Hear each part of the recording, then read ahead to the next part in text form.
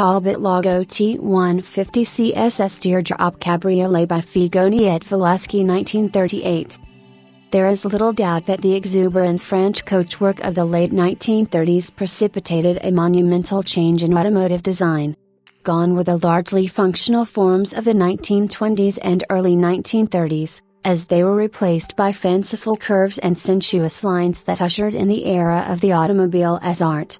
Although others reversed in the style of the age to one degree or another, it was the Parisian firm of Figoni et Falaschi that was widely regarded as the innovator of the new look. Figoni's early work was quite conservative, as it was probably a reflection of the wishes of his affluent clientele. Nonetheless, his early designs showed a sophisticated sense of line and proportion. Far from extravagant, these early cars were like a well-tailored suit, impeccable craftsmanship combined with just enough flair to stand out from the ordinary. By the turn of the decade, Figoni had begun to earn commissions for racing cars, and these unlikely orders began to shift the coach builder's image and reputation in a more sporting direction. Alfa Romeo, Lancia, Bugatti, and other sporting marques began to appear more prominently in his shop. These years also saw the birth of Figoni's aeronautically inspired designs. The coach builder's shop was located near an airfield, and he was a daily witness to aerodynamic efficiency. The curved shapes of the aircraft were to become a major inspiration in Figoni's creations. In 1935, several pivotal events took place for Figoni and French automotive design. In May of that year, Joseph Figoni took on a partner. Ovidio Falaschi, a successful Italian businessman, was to provide working capital and business expertise. By all accounts, the partnership was a success, with both men making substantial contributions.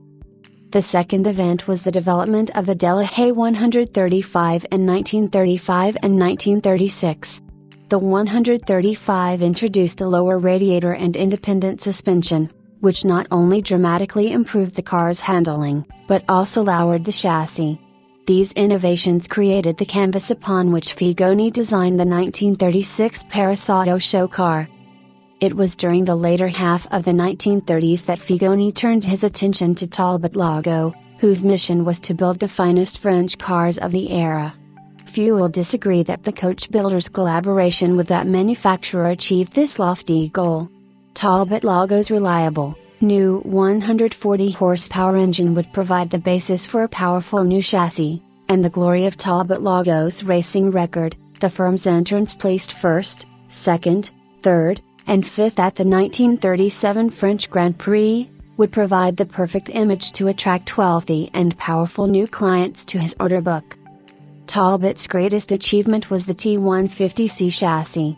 The C stood for competition, which was a reference to the car's racing success. Two versions of the race-derived chassis were offered.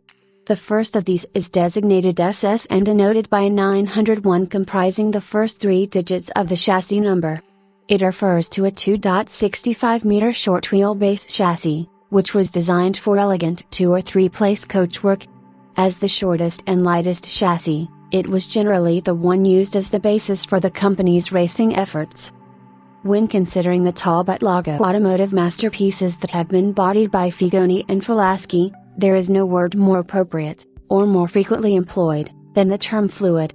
The designs were defined by their sleek appearances, and they almost seem to be liquid caught in a moment of solidity. When the automotive press began to use the term goutte, or teardrop, to describe these automobiles, the word and its meaning were immediately adopted as the symbol of the automotive streamlining era. The best-known examples of this genre were a small series of 16 or so coupes, after which Figoni happily responded to demand for coachwork, which would allow its occupants to enjoy warm, open-air touring. The resulting cabriolets were, and are, simply stunning. One of the most striking aspects of the evolution of the design from closed to open is the graceful chrome belt line that sweeps back from the hood line before splitting in two, with one tail continuing the sweeping line and the second arching down into the door.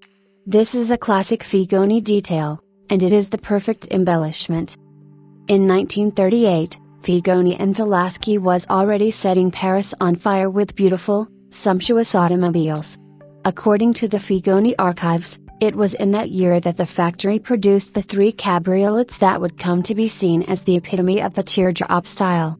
Chassis 90,111, 90,019, and 90,115 were all created for the Talbot Lago T150C, although, the first and last were built on shorter SS chassis.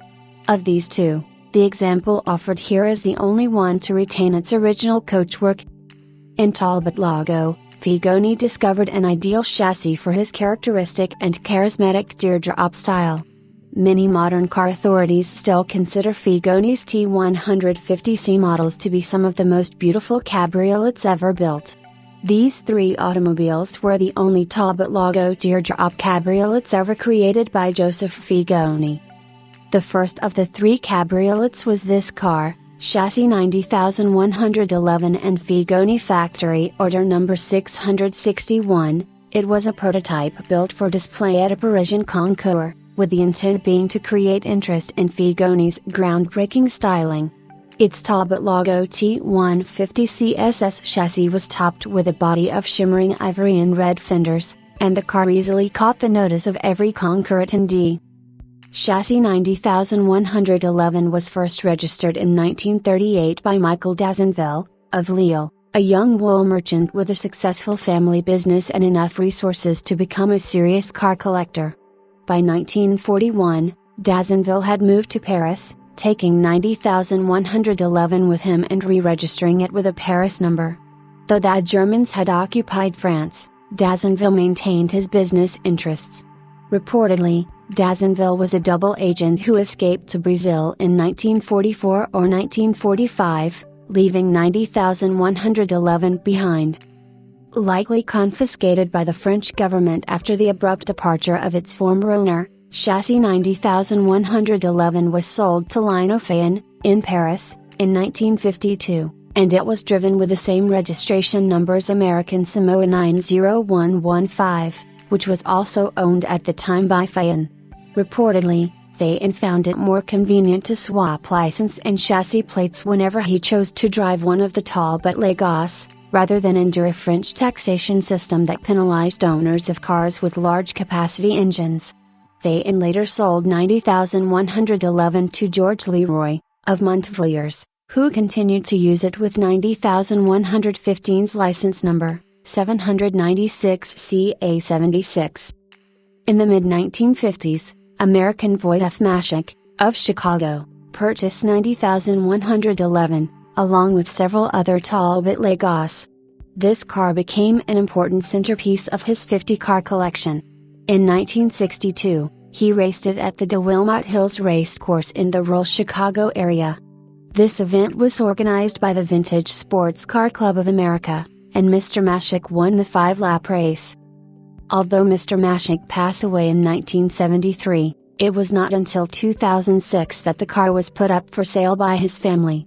It was purchased by the current owner in 2008, and he added it to his collection in the southeastern United States. After careful research, the owner commissioned a complete restoration. The restoration of an automobile of this caliber and historical importance is almost a sacred trust.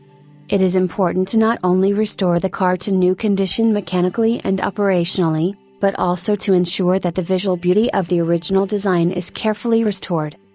As such, the restoration began with a thorough inventory and dismantling of the car. Most notably, every critical component was observed to have originally been stamped with the Figoni reference number 661, confirming that this was for sure chassis 90,111. Although the car proved to be remarkably complete overall, the decision was made that, given the rarity and importance of the car, it would be taken back to its very foundation and completely rebuilt. As a result, although most of the original wood framework survives, every joint was carefully taken apart, cleaned, and refastened. Only a few pieces in the lower portions of the doors and sills required replacement with new pieces of seasoned ash. The sheet metal also remains largely intact, except for the correction of a few old repairs that had been poorly done. Wherever metalwork was required, identical materials and workmanship were used to ensure the faithful restoration of the coachwork that Figoni built so many years ago.